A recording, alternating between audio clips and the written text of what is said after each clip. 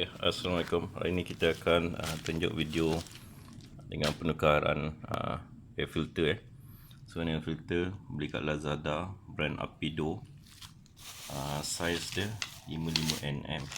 So yang 5mm ni adalah diameter yang ni 55mm. Okay, so mesh metal.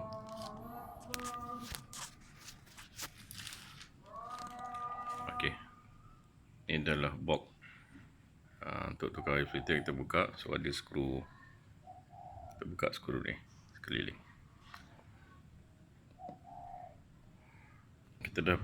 Bila kita dah buka semua skru, kita just cabut. Okay, ini bentuk dia. Then ini ada rupa air filter dalam. Jadi kita kena buka 1, 2, 3, 4, 5 skru ni. Keluarkan. Lepas tu kita masukkan ni kat sini.